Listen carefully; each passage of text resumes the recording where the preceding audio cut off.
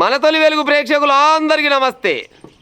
వనస్థలిపురం దగ్గరనంట మాజీ భార్యను చంపిన భర్త, మరి భర్త మాజీ అయిపోయా మళ్ళెట చంపిండి అయితే ఇక మరి ఉంటారు గిసోటి సన్నాసిగాళ్ళు ఉంటారు, ఏం చేస్తారు. అయితే ఈయన పేరేమో మహేష్ అంట, ఆమె పేరేమో సునీత అంట. ఆ సునీత అంట ఆమెకు 30 ఏళ్ళు, ఈయనకు 32 35 ఏళ్ళు ఈయనకుంటాయంట.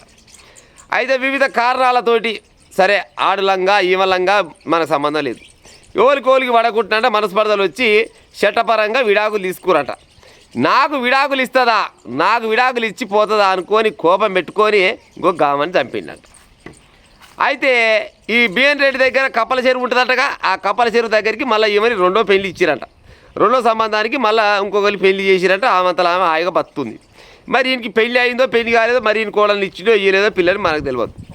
అయితే ఈడికి వాళ్ళ చుట్టే తిరుగుతున్నాడు, అక్కడిక్కడ తిరుక్కుంటా ఇవాళ చూసినట్ట.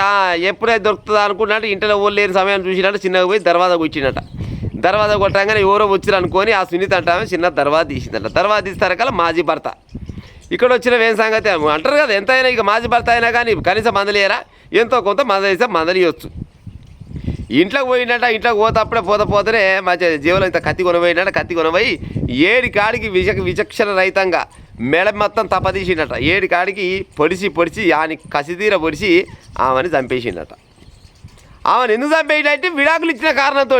మరి విడాకులు ఇచ్చిన కారణంతో చంపేస్తే నీకు ఆమెకు పడతనే లేకపోయా, నీ అంతలో నువ్వు బతకాలి, ఆమె అంతలో ఆమె బతుతుంది. గట్టనే కదా విడాకులు తీసుకుంది. మరి ఇంత బుద్ధిగాళ్ళు ఆమె మీద అంత మీద ఒకవేళ ప్రేమ ఉన్నా కానీ మరి ఆయన విడాకులు తీసుకుంటప్పుడే చెప్పాలి కదా, నేను మంచిగా బతా, లేకపోతే నిన్ను మంచిగా బతికిస్తా, నిన్ను ఏమనను, లేకపోతే నన్ను ఏమనకు, ఏదో ఒకటి ఉంటుంది కదా ముచ్చట. ఆయననే విడాకులు తీసుకుంటూ ఆమె విడాకులు తీసుకొని ఇంకోని పెళ్లి చేసుకొని ఆమంతలో ఆమె బతుంటే మళ్ళీ పోయి ఆమెను ఉత్త పుణ్యానికి చంపేసి వచ్చిండు. చూడు, పోలీసులు కొనపోయి లోపలేసిరట. పోలీసులు కొని లోపలేసిన కూకుంటారా 7 కాడికి విమానం మొత్తం మోగిస్తారు, కొనపోయి మళ్ళీ రేపన్నాడు శిక్ష పడుతుంది. వీడు మళ్ళీ బయటికి వెళ్తే ఆడుల్లగా రెడ్ ఆడుగా దొరికిపోయా.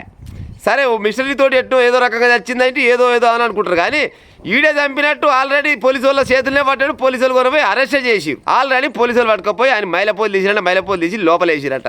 ఇక ఆడు మళ్ళీ బయటకు వెళ్తున్నా ఇక మతం ఎక్కి మళ్ళీ పిల్లలు అనేది ఉందా, వాళ్ళు ఇంకొని పెళ్లి చేసుకునేది ఉందాడు. ఈ క్షణికావేశం కోపాలతోటి మీరు ఏమన్నా పిల్లగాళ్ళు అయితే అమ్మాయి అయినా అబ్బాయి అయినా కానీ పెళ్ళి అయిన కొత్తలనే 4 రోజులు మంచి బతికి ఉపాయం చేయాలి. ఆ తర్వాత ఏమన్నా గట్టే గొడవలు వస్తే గట్ల కాదు గిట్లా అని నచ్చ చెప్పుకొని బతికే ఉపాయం చేయాలి. కానీ విడాకులు తీసుకున్నాక నాకు నా పిల్లం విడాకులు ఇచ్చిపోయింది, నీ నచ్చమైన పిల్లగానే కానీ నాకు విడాకులు ఇచ్చిపోయింది, ఏడ బతకనియను, దాన్ని పని చేస్తానంటే మరి ఓలుకుంటారు చెప్పురిగా. ఉత్త పుణ్యానికి ఆ సునీత అంటే ఆమె పానమైతే తీసిండు. ఇప్పుడు చేసుకున్నవాడు ఆడక్కడ ఆగమైపోయి ఇక్కడ ఈడాగమైపోయి ఉత్త పుణ్యానికి ఆమె చంపేసే మన ఏది వనస్థలిపురం దగ్గర బిఎన్ రెడ్డి దగ్గర కప్పల చెరువు దగ్గర జరిగిందంటే గీ ముచ్చట.